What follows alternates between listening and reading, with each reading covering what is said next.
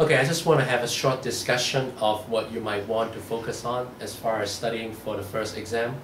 And essentially what I have here is a copy of the review for the first exam and also a copy of your textbook. And that's essentially what I expect you to have as far as just materials that you want to look over for the exam. And if you want to review my PowerPoint slides, that's all right. There's nothing secret about the fact that I actually use the PowerPoint slides to guide my lectures. So if the PowerPoint slides are of any, if they remind you, if you read the slides and the slides remind you of what we actually discussed in lecture, then by all means, have a look at the PowerPoint slides.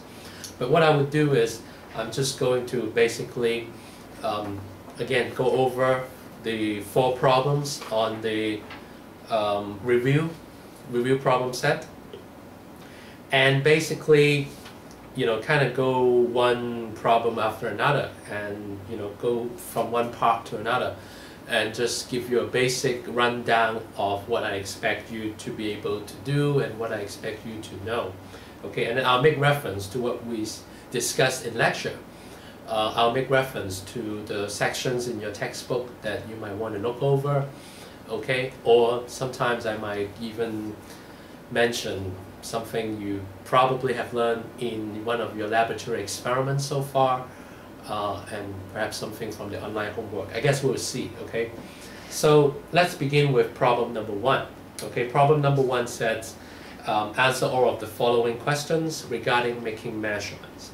So obviously this question has everything to do with making measurements, and we basically spend 2 days, we spent 2 lectures, just talking about fundamentally how one, why would one wants to do an experiment? What is the purpose of an experiment? And once you've decided on your hypothesis, how do you go about collecting data and analyzing your data for trying to come up with a way to address the hypothesis. Okay, so problem number 1 is all about just knowing the basic principles of making measurements. Like, okay, when we make measurements, we don't make just one measurement. Even if you're only measuring one thing, if you're just going to measure X, okay, you don't do just one measurement of X, you do measurements, you do multiple repeated measurements of X. So you end up with a set of X values, X1, X2, X3, etc., etc. So as many measurements as there are. Okay, and of course one of the first questions you should ask is, okay, you're making a set of measurements, okay, repeated measurements of the same variable X. Okay, so what is the purpose? What's the purpose of making multiple measurements? Well, first of all, you have to acknowledge the existence of these so-called random errors. Okay, so we need to know what is the meaning of these so-called random errors. And essentially, every measurement contains some error. And altogether, all the measurements in the data set will inform you, okay, if each of these measurements contains random errors, what is the random errors in the whole data set? Okay, what is the acceptable range of X values? So let's say this is the mean of the X values here.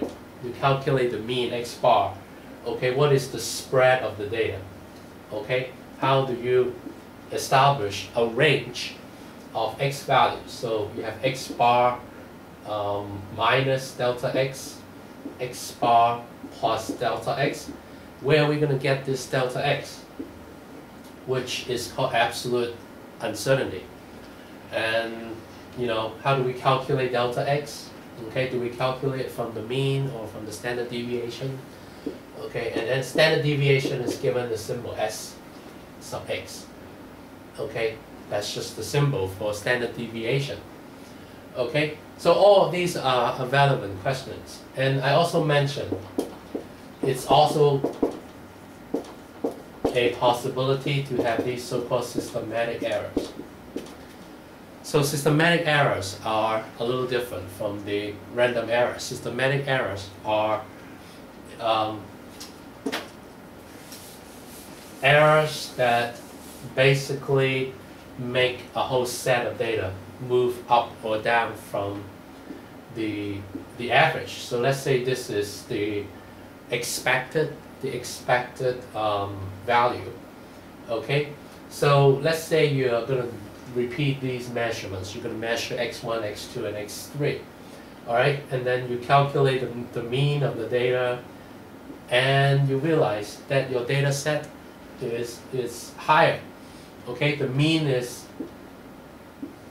higher than the expected mean, which is mu. Okay, this is what is expected,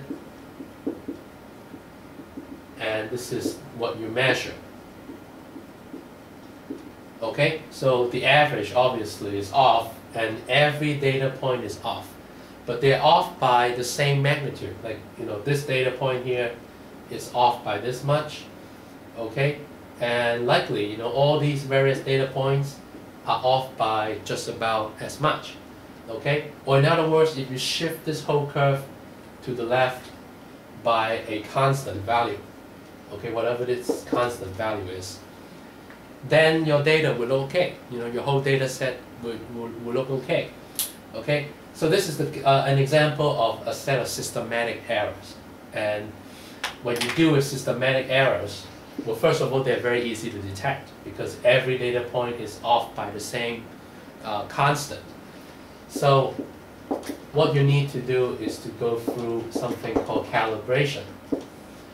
Okay, calibration is basically to adjust your instrument or adjust your experiment so that it will account for whatever the cost is that all of your data points are shift up or down from the expected value by a certain constant. So as long as you can, you know, just move every data point back by the same constant, then you're okay. So calibration is mainly for this particular purpose. So we talked about already systematic versus random errors, and we talked about the need for calibration in the case you have systematic errors. So let's go back to talking about the random errors, okay? And here are the things you need to be able to do, okay? I'm going to provide a data set such as, you know, x1, x2, x3, etc., etc. And what you must be able to do is to do all of these calculations. Let's say you want to calculate the average. In fact, I'm going to ask you to calculate the average or mean, okay, on the exam. I'm also going to ask you to calculate the standard deviation. Standard deviation. Okay, so there's a formula, not in your book. The textbook will not have a formula for standard deviation. But if you look in your lab menu, or look at one of the handouts that I provided on making measurements, there is a formula that we went over in lecture, which you need to know in order to enable you to calculate the standard deviation. Okay? So mean, standard deviation, and I also expect you to know how to calculate delta x, which is the acceptable range of values, which is related to this and in a sense also to this. I guess it's mostly related to the standard deviation. Okay, so the delta x is, you know, calculated from S of x, which you can certainly understand why, right, from the perspective of a normal distribution. So let's say you have a normal bell curve. Basically the standard deviations, okay, the sigmas or 2 sigmas, they basically tell you the spread of your set of data. Okay, so, you know, let's say you do your experiment, you don't have a normal distribution of data, and very likely you don't. The sample standard deviation is going to help you establish the range. of your finite measurements. So let's say this is x bar, and so you do many measurements, and quite often your measurements are yielding results that are all over the place. So you cannot really fit the data by a normal curve. Maybe you have all of a sudden a point here, a point here, so the distribution is not necessarily normal. But still, that should be a way that we can estimate the delta x here and the delta x here. So basically, x plus delta x and x minus delta x. I mean, what's the range, the upper range and the lower range of the acceptable data values? And so I expect you to be able to calculate delta x from a formula which I talked about in class. And the formula was like this. It was the something like t times s of x divided by the square root of n, something like this, I think.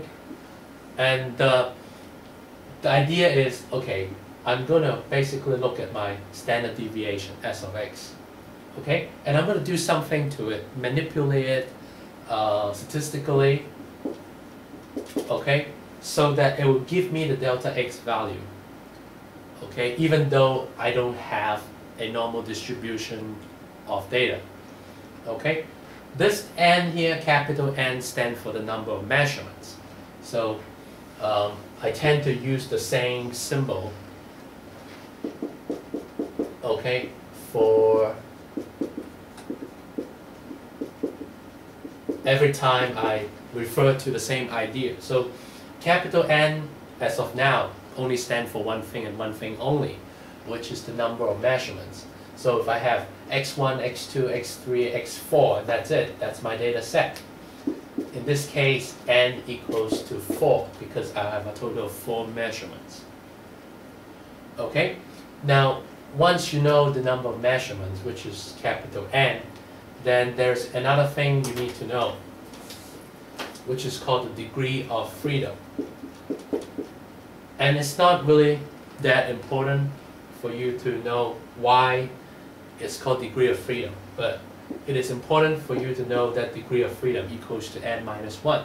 So if n equals to 4, degree of freedom is 4 minus 1. So this data set would have a degree of freedom of only 3. Okay? Now, why do you need to know the degree of freedom? Well, because that's how you determine the t value here. I'm going to give you a table, and it would have a list of the degrees of freedom and the t values. So basically, it would say, okay, if the degree of freedom was a 2, then what is the corresponding t value? In fact, if I could just direct you to look at the sample exam on page 2, near the top of page 2, the table appears, okay, with exactly what I said, degree of freedom versus t. So if you look at degree of freedom equals to 4, it would say 2.78. Actually, I should look at 3, right? Because the number of measurements equals to 4, and the degree of freedom is 4 minus 1, and therefore it is 3. So I look at 3, and the t value is 3.18. And this is the value that I need to use over here in the formula. So I have 3.18 times whatever the standard deviation is, divided by the square root of n. And that will give me an estimate of the value of delta x. Okay, so basically this, x bar, s of x, and delta x. These are the 3 things that you need to learn how to calculate for this exam.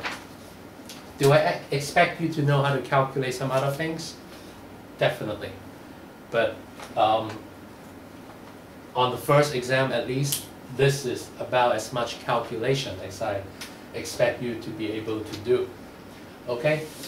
Maybe except for one more little thing, which is called a Q test.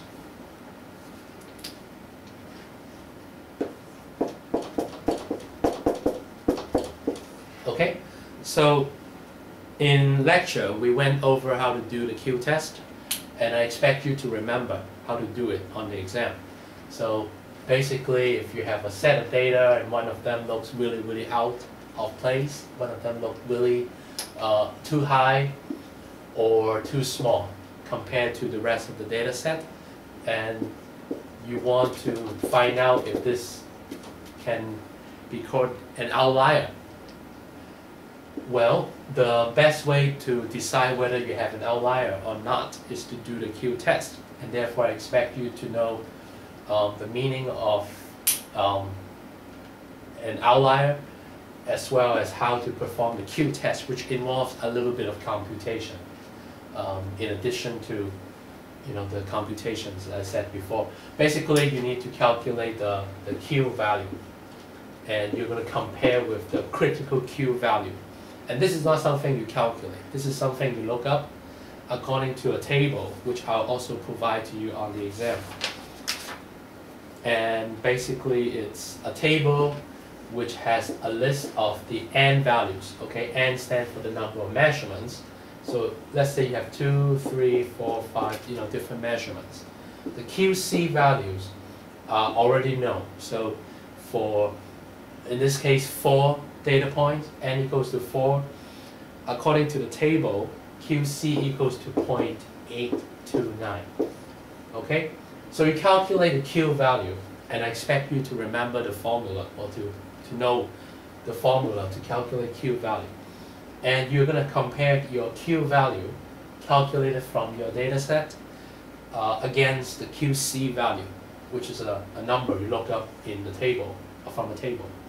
So if Q is greater than QC, this is ground for rejection of the outlier. Okay, so whatever this is probably, statistically speaking, too large or too small to be retained within the data set. So only if Q is greater than QC that enables you to reject an outlier. Otherwise, if Q is less than QC, you can reject. Or even if Q is approximately the same as QC, you shouldn't take the chance. Okay, because why take a chance? I mean, every measurement that you've taken has a meaning, and therefore, it's safer. It's safer to keep a number than to reject a number.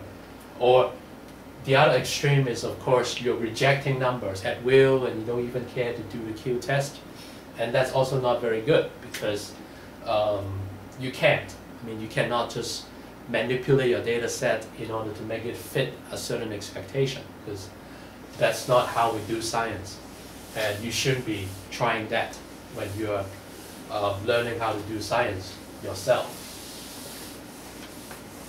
Okay, now there are other ideas that I discussed in lecture. For example, I also discussed the correlation coefficient.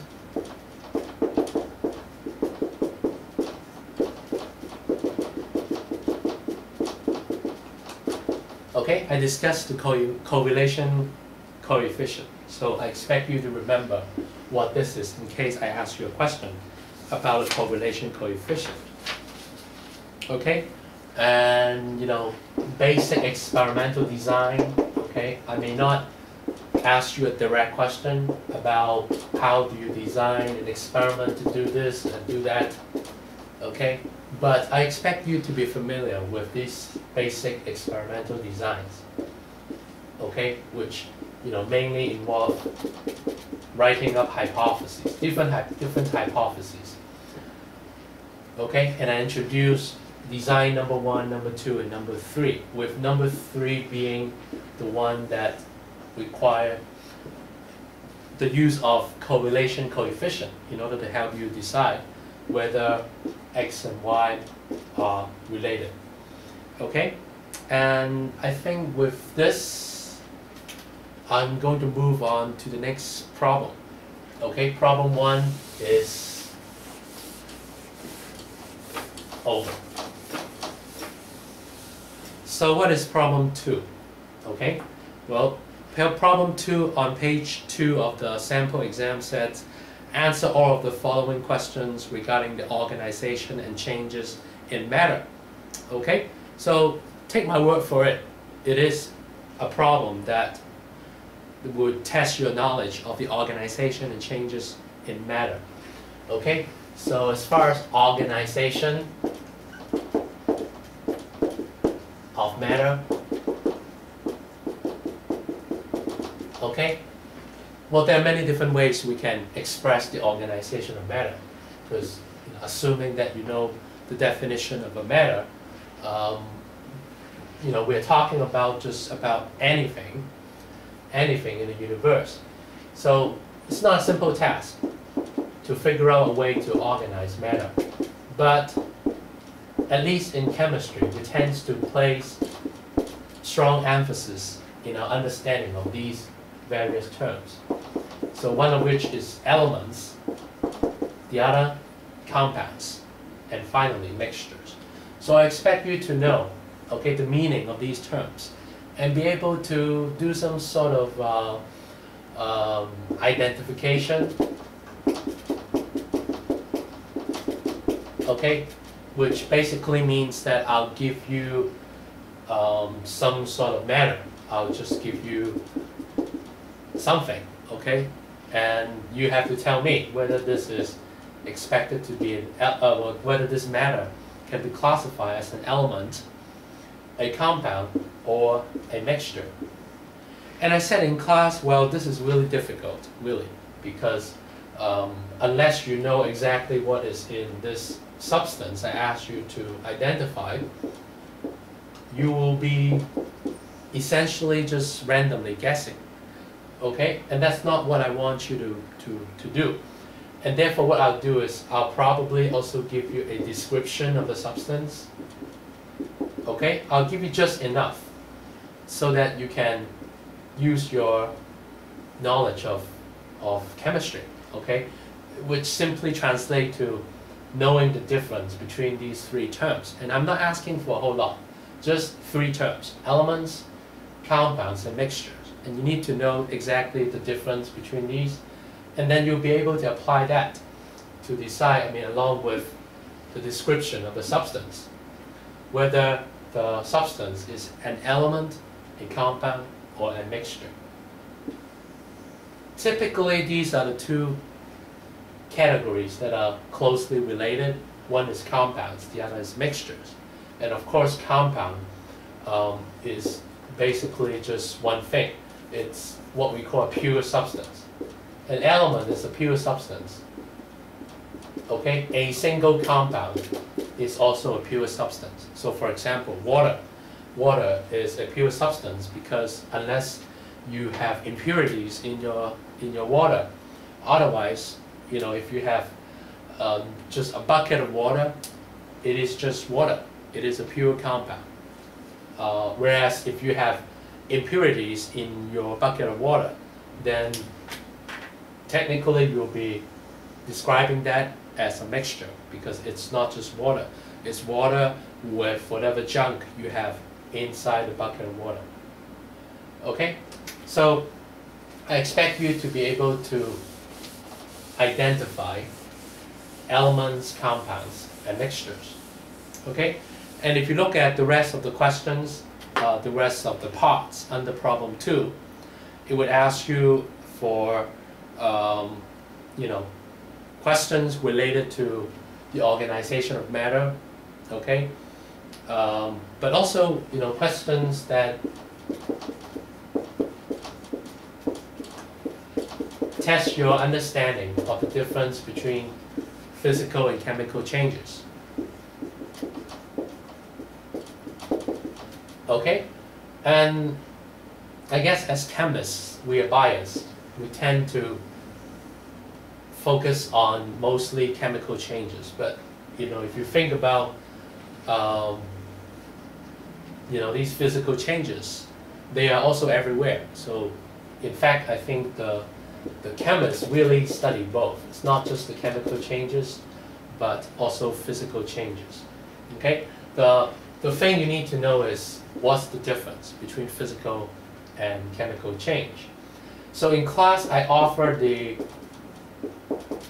list of evidence that a chemical change has occurred. Okay, the list is not meant to be exhaustive. Okay, so you need to basically use the list under advice, because, for example, on my list it would say that the formation of a gas is an evidence of a chemical change.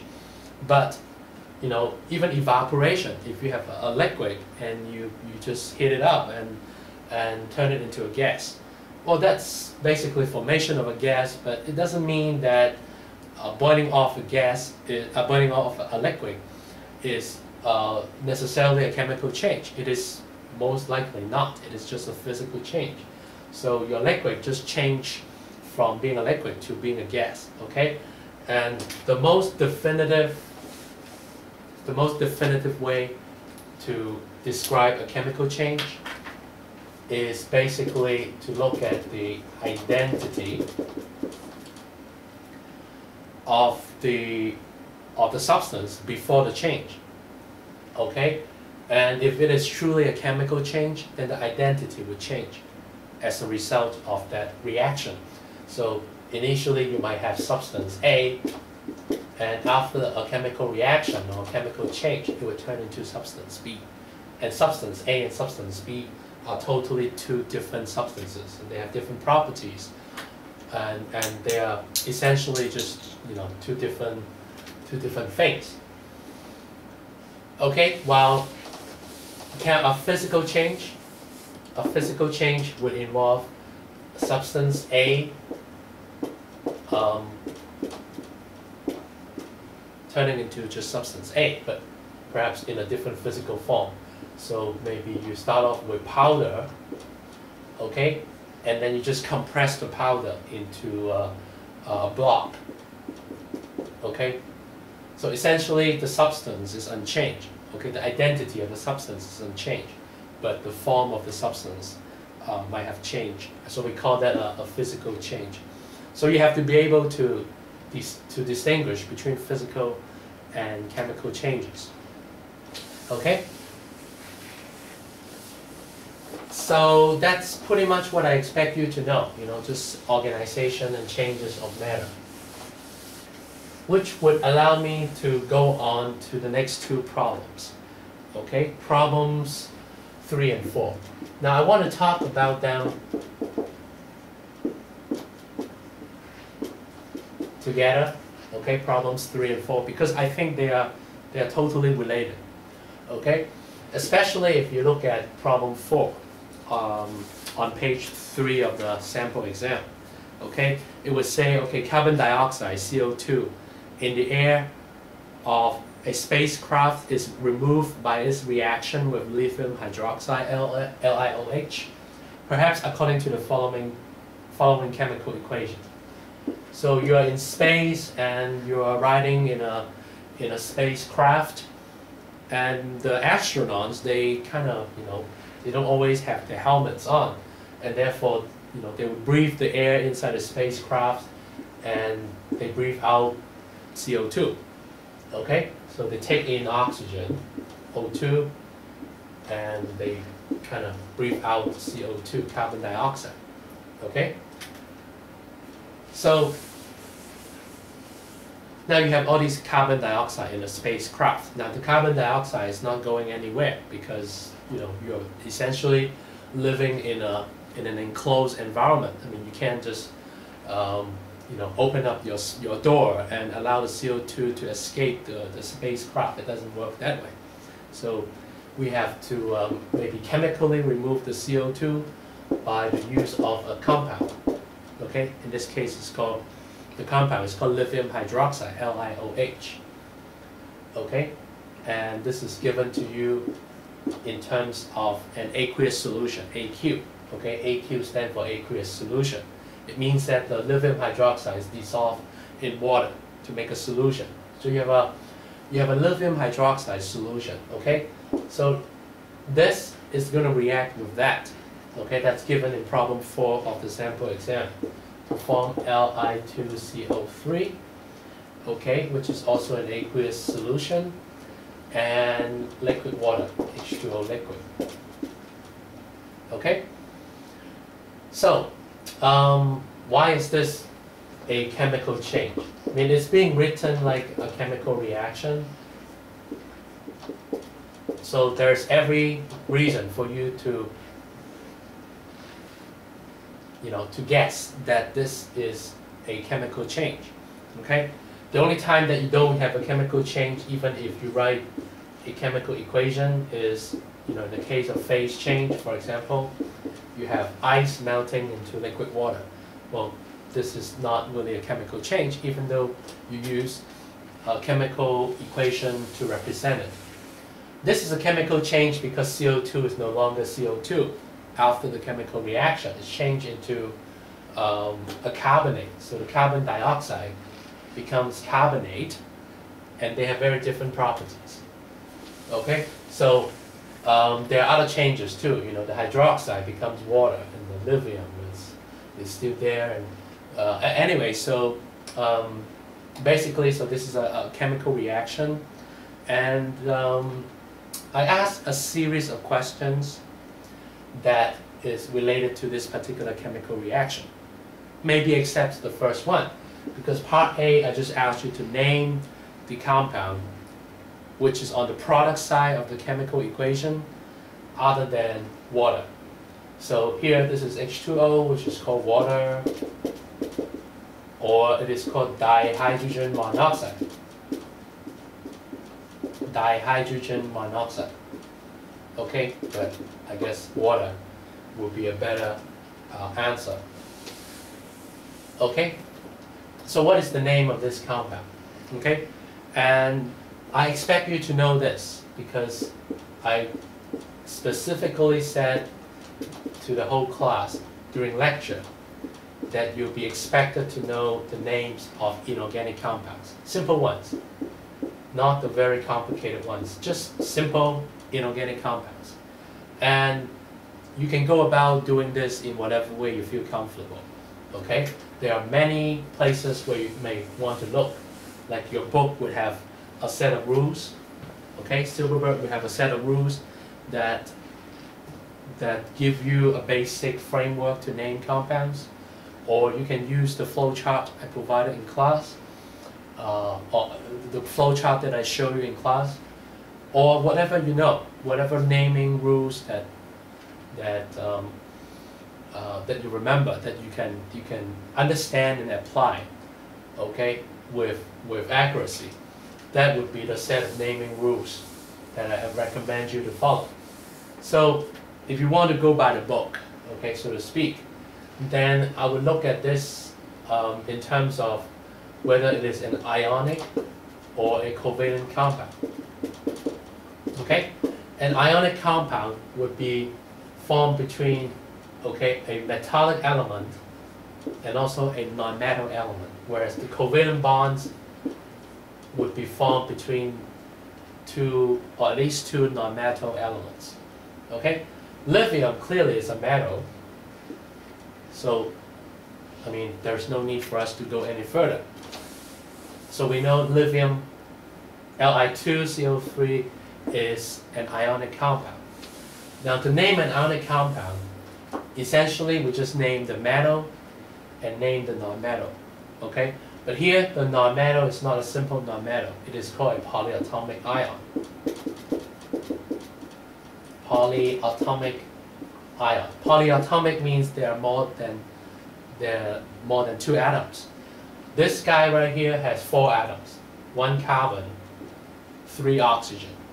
In fact, this guy has a charge, which is why it's called an ion. Okay? Now, even the lithium in the compound has a charge. It's actually Li+. Okay? Which explains the reason, which explains why that there is a subscript 2 here, because I really need 2 lithium ions, okay, to give me a positive 2 charge. This polyatomic ion has already a -2 charge. So plus 2 minus 2, they cancel each other. Okay?